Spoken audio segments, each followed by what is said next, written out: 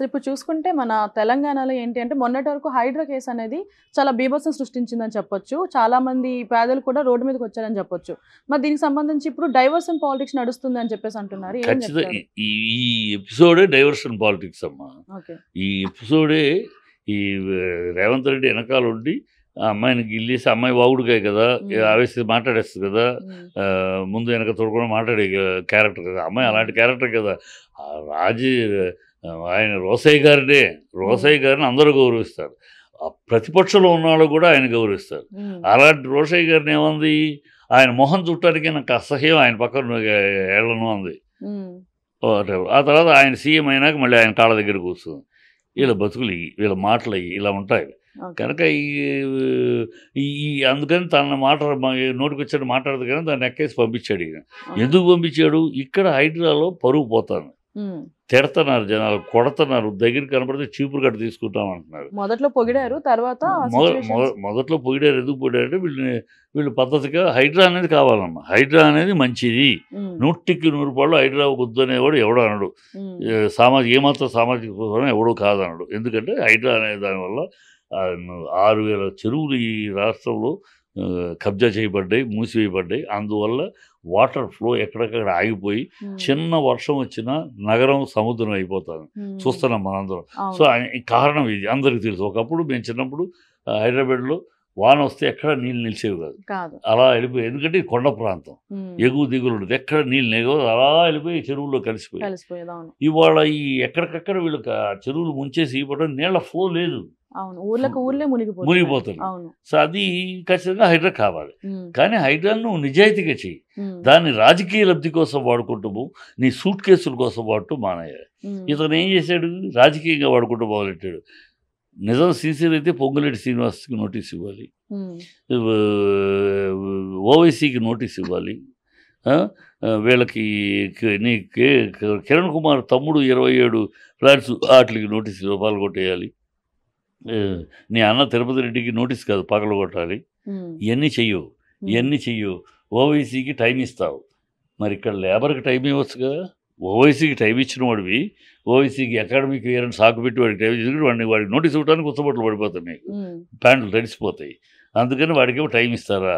ఇక్కడ లేబర్కేమో వాళ్ళు కష్టపడి కూలీ డాలి చేసుకుని రాత్రనక పగలనక ఎండనక వాననక కష్టపడి రూపాయి పేర్చుకుని వాళ్ళ రక్తాన్ని చెమటగా మార్చి కష్టపడి ఆ డబ్బులతో ఒక ఇల్లు కొనుక్కుంటే అదొక జీవితపు కళ వాళ్ళకి.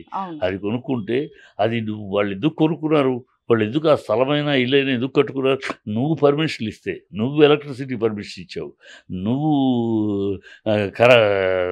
డ్రైనేజ్ పర్మిషన్ ఇచ్చావు, నువ్వు డ్రింకింగ్ వాటర్ పర్మిషన్ ఇచ్చావు, ఇవన్నీ నువ్వేగా. ఇవన్నీ ఎప్పుడు పర్మిషన్లు ఇచ్చారు, మీ ప్రభుత్వంలో, ఇంక్లూడింగ్ ఎన్ కన్వెన్షన్ 2010 మీ కాంగ్రెస్ ప్రభుత్వం. ఇవన్నీ ఇంకా అంతకుముందే మీ కాంగ్రెస్ ప్రభుత్వంలో ఇవన్నీ ఇచ్చి మీ ప్రభుత్వంలో 20 ఏళ్ల క్రితం మీరు ఇచ్చారు. మీరిచ్చిన వాళ్ళు ఆ పర్మిషన్ చూసుకుని కట్టుకున్నారు అమాయకులు. మీరు ఇప్పుడు ఆ రోజు మా ఆఫీసులో తప్పు చేశారు, లంచాలు మెక్కి పందికొక్కుల్లాగా మేసి పర్మిషన్లు ఇచ్చారు, అది తప్పు అని ఇప్పుడు మీరు దాన్ని మళ్ళీ ఇప్పుడు డబ్బుల కోసం కూలుస్తామన్నారు. పేదలకి నువ్వు అది నిజంగా తప్పే, కరెక్టే, అక్కడ కట్టుకోకూడదు, చెయ్యి, వాళ్ళకి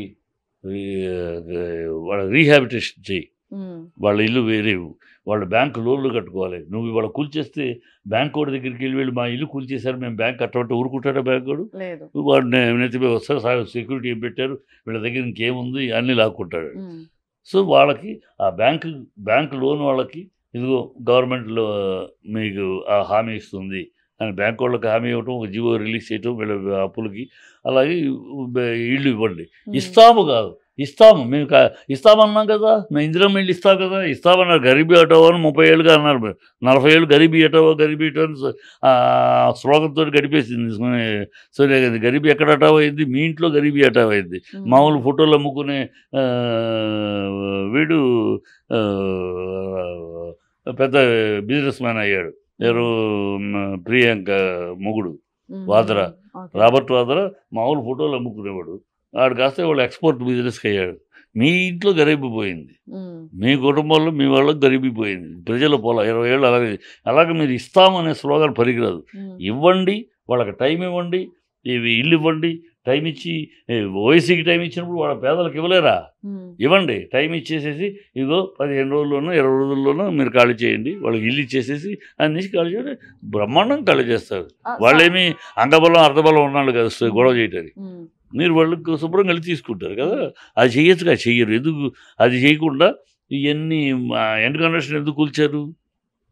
కిరణ్ కుమార్ రెడ్డి ఇల్లు కూల్చమంటేనేమో అది కోర్టులో స్టే ఉందా, అందుకని కూల్చరా? కిరణ్ కుమార్ ఇక్కడేమో లంచ్ మోషన్ పెట్టారు, 2:30కి తీర్పు వస్తుంది, ఈ లోపల 12:30కి ఎందుకు కూల్చేశారు? అంటే ఇక్కడ అంటే అక్కడ కారణం ఏంటంటే నాగార్జున కొడితే దెబ్బ, ఆ హీరోని అంత పెద్ద హీరోని కొడితే, ఒక దెబ్బ కొడితే బిల్డర్స్ అందరూ భయపడతారు. బిల్డర్స్, రియల్ ఎస్టేట్ వాళ్ళందరూ వచ్చి ఈ దగ్గర సీఎం దగ్గరికి వచ్చి బతిమాలుకుంటారు. అప్పుడు సూట్ కేసులు. అంటే ఇప్పుడు రేవంత్ రెడ్డి గారు ఏమన్నారంటే హైడ్రా దృష్టిలో ఎవరన్నా సమానం అని చెప్పేసి అన్నారు. ఎక్కడ సమానం అయితే పొగ్గులేటికి నోటీస్ ఏది, ఓవైసీకి నోటీస్ ఏది? అయ్యప్ప సొసైటీలో 23 బిల్డింగులు 27 బిల్డింగులు కూలుస్తూ ఉంటే అప్పుడు స్టే తెచ్చుకున్నాడు కిరణ్ కుమార్ రెడ్డి తమ్ముడు. అట్ల సంగతి ఏంటి? నీ తిరుపతి రెడ్డి నీకు అన్నయ్యకి నోటీస్ ఇచ్చా కూల్చు మరి. అండ్ అలాగే హైడ్రాకి సంబంధించిన ఆఫీస్ కూడా దీని పరిధిలోనే ఉంది అంటున్నారు, నిజమంటారా? చూడాలి. నిన్న కోర్టులోనే హైడ్రా ఆఫీసర్ రంగనాథ్ని చీల్చి చెడ్డాడాడు కదా జడ్జి. అంటే మీరు కూల్చేస్తే తర్వాత అది తప్పని తేలితే ఎవరు బాధ్యులు అని కూడా అడిగాడు. వాళ్ళు తీసుకున్నారు, జీవో ఉంది, ఆర్డర్ ఉంది, ఆర్డర్ పెట్టుకుని చేసుకున్నారు. అది కాదని మీరు కూల్చేస్తే రేపు అది ఆ తప్పు జరిగితే ఆ తప్పు ఎవరు బాధ్యులు వస్తారు, మీరు వహిస్తారా అని అడిగాడు కోర్టు.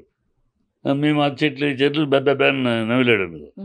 ఉన్న వీళ్ళు ఇష్టం కాదు. ఇప్పుడు ఆయనకు ముందు ఆయన కార్యక్రమం ఏంటి, ఇదేదో సవ్యంగా చేద్దామని కాదు, ఆ పెట్టి పట్టని ఇప్పుడు ఈ 1500 కోట్లు మూసీ ప్రక్షాళన పెట్టుకున్నాడు. 1500 కోట్లు ఎందుకు? సారీ, 1500 1,50,000 కోట్లు. ఎందుకు 1,50,000 కోట్లు? మీరు తినటానికి, వీళ్ళు మింగటానికి. ఎవరికి ఇచ్చాడు ఆ కాంట్రాక్టు? ఆ కాంట్రాక్ట్ పేరు చెప్పమనండి ఎవరిని? తన మనుషులకి. అంటే ఎక్కడ డబ్బులు తినచ్చు, ఎక్కడ డబ్బులు మూటలు మనం పట్టుకోవచ్చు, ఎక్కడ మనం ఆ మూటలకి పంపించవచ్చు అని. అందుకని మూసేది. నిజమైన చిత్తశుద్ధి అయితే నువ్వు వాళ్ళందరికీ రిహాబిలిటేషన్ చేసి లిస్ట్ తీసుకుని వాళ్ళ ప్రకారం వాళ్ళకి ఇల్లు ఇచ్చి ఆ తర్వాత కూలుస్తావు. ఆ తర్వాత అప్పటిలోపు నువ్వు ఉంటావో కూలిపోతావో నీకు తెలియదు. అందుకని ఎమర్జెన్సీగా పట్టని 1,50,000 కోట్లు ఎందుకమ్మా మూసీ నిధికి? మిగతా రాష్ట్రాలు ఇతర రాష్ట్రాలు జరుగుతుంది 25,000 కోట్లు 30,000 కోట్లు. ఒక నదీ ప్రవాహం దగ్గర ఒక సుందరీకరణ చేయడానికి 1,50,000 కోట్లు అంటే దానికి పేరు పెడితే అమెరికాలో దాని పక్కన ఉన్నట్టు ఈ మాటలు చెప్పడానికి అమెరికాలో ఉన్నట్టు ఇక్కడ ఉన్నట్టు ఈ పిచ్చి మాటలు చెప్పేసి జనాలను చంద్రబాబు శిష్యుడు కదా, చంద్రబాబు అంటే సింగపూర్ తీసుకొస్తాను, డల్లాస్ చేస్తాను అన్నాడు కదా చంద్రబాబు. ఆ శిష్యుడే కదా ఇలా మాటలు మాట్లాడటం, గారడీ మాటలు మాట్లాడటం. ఇది ఇప్పుడు ఎన్ని సూట్ కేసులు రెడీ అయిపోతున్నాయి. ఇప్పుడు ఇవన్నీ కూడా వెనకాల సూట్ కేసులు రెడీ అవుతున్నాయి. ఇతనికి సూట్ కేసులు గొడవ ఏంటని నీకు చెప్పాలి. చంద్రబాబు ఈయనకి సూట్ కేసులు అవసరం ఏంటి? చాలా అవసరం. కాంగ్రెస్ యొక్క DNA, కాంగ్రెస్ యొక్క పాలసీ, వాళ్ళ ప్రభుత్వం ఏ రాష్ట్రంలో ఉన్నా 3 నెలలకు ఒకసారి సూట్ కేసులు అధిష్టానానికి చేర్చాలి. ఇది ఆనాటి నుంచి ఈనాటి దగ్గర ఉన్న వాళ్ళు ఆనవాయితీ, గతంలో నుంచి ఎప్పటికప్పుడు జరుగుతూనే ఉంటుంది. వాళ్ళు ఏమైనా ముఖ్యమంత్రి ఉన్నా వాళ్ళ పాలసీ అది. ఏ రాష్ట్రంలో వాళ్ళ పాలన అధిష్టానానికి డబ్బులు వెళ్ళాలి 3 నెలలకు ఒకసారి. ఇది పంపించాలి. దీనికి మామూలుగా అయితే టెన్షన్ పడ్డు, మామూలుగా అయితే నిదానం. కానీ ఇక్కడ కోమటిరెడ్డి వెంకటరెడ్డి రెడీ అయిపోయి ఉన్నాడు. అతను ఆల్రెడీ మినిస్టర్ చేసిన వాడు ఇండస్ట్రియలిస్ట్. సో అతనికి మంచి సర్కిల్ ఉంది. సో అతను బాగా సూట్ కేసులు రెడీ చేస్తున్నాడు. అతను సూట్ కేసులు రెడీ చేస్తే కాంగ్రెస్ అంటే నాయకులు ప్రజల ఉండదు వాళ్ళకి. ఎవడు ఎక్కువ మూటలు ఇస్తారో వాడు ముఖ్యమంత్రి అంతే, సీఎం అయిపోతారు. ఆ పద్ధతిలో ఇప్పుడు ఇతను ఆల్రెడీ కోమటిరెడ్డి నాకు సోనియా గాంధీ ప్రామిస్ చేసింది నువ్వే ముఖ్యమంత్రి అంది, కానీ అనుకోని పరిస్థితుల్లో చేసా, కొంచెం వెయిట్ చేయంది. సో నేను సూట్ కేసులు రెడీ చేసుకుంటే రెండో కృష్ణుడుగా నేను రెడీ అయిపోతాను. ఆయనకి ధీటుగా కూడా ఈయన సూట్ కేసు రెడీ ఇప్పుడు ఆ కోమటిరెడ్డికి ధీటుగా, ఎందుకంటే ఈయనకేమో పాపం మంత్రి కూడా చేయలేదు, ఎప్పుడు మంత్రి లేదు, ఇండస్ట్రీ లేదు, ఏం లేదు. తంతే గారెల బుట్లో పడ్డట్టు వచ్చి పడ్డాడు. ఇది రియల్ ఎస్టేటు, ఆ మీడియేటరు అవి తప్పితే ఆయనకి మిగతా సర్కిల్ లేదు. సో పెద్ద పెద్ద మోటార్లు తీయలేడు. అందుకని ఇలాంటి ప్రోగ్రామ్ ఇలాంటి చేసి సూట్ కేసులు బలాగా తీసుకెళ్ళి కోమటిరెడ్డి కన్నా ఘనమైన సూట్ కేసు ఇవ్వాలి. అది ఆయన పోటీ. ప్రజల పాలన, ప్రజల గురించి, ప్రజల సమస్యలు ఇవన్నీ కాదు, సూట్ కేసుల సమస్యలు. ఇప్పుడు వీళ్ళకి ఎవరు పెద్ద సూట్ కేసు ఇవ్వగలరు, ఎవరు రెండో కృష్ణుడుగా తయారవుతున్నాం అని ఎలా అడ్డుకోవాలి, ఈ మాటలు ఈ చేష్టలు తప్పితే ఇంకోటి లేదు. కాంగ్రెస్ పద్ధతి అంతా, డిఎన్ఏ అంతా ఈ దౌర్భాగ్యాలు. అందుకని దీన్ని ప్రజలు ఎప్పుడైతే తిడుతున్నారో, ప్రజలు ఎప్పుడైతే దీన్ని డైవర్ట్ చేయాలి. డైవర్ట్ చేయాలంటే ఏం కావాలి, ఏదో ఒక చిన్న మాట పాడితే, చిన్న విషయం మీద గొడవ పడితే సరిపోదు. సినిమా వాళ్ళంటే మొత్తం రేగిపోద్ది. అంటే ఇప్పుడు హైడ్రాలో కూడా ఫస్ట్ స్టెప్ మన నాగార్జున గారితోనే స్టార్ట్ చేశారు. ఇప్పుడు డైవర్షన్ పాలిటిక్స్ అంటున్నారు కాబట్టి ఇది కూడా నాగార్జున గారి మీదనే ఉపయోగించారు. అంటే ఏమన్నా ఉందా నాగార్జున గారు? అంటే నాగార్జున అక్కడ ఉపయోగించడం ఎందుకంటే బిల్డర్స్ ని బెదిరికొట్టడం కోసం. నాగార్జున ఒక పెద్ద స్టారు, అతనిదే కొట్టేస్తే మిగతా బిల్డర్స్ అందరూ వణికిపోతారు కదా, అమ్మో నాగార్జునే కొట్టారు, నాగార్జున కంటే కాంగ్రెస్కి నాగేశ్వరరావు గారితో ఎంతో విలువ ఉంది, కాంగ్రెస్ తోటి అంత బంధం ఉంది, అలాంటి నాగార్జునే కొట్టేశారు, ఇక మనం ఎంత అని బిల్డర్స్ అందరూ భయపడిపోతారు. అదే జరుగుతుంది, మీటింగ్లు జరుగుతున్నాయి. బిల్డర్స్ వెళ్ళటం, గ్రూపులకు వెళ్ళటం, ఏదో మేము మా తృణం మేము ఇచ్చుకుంటాం.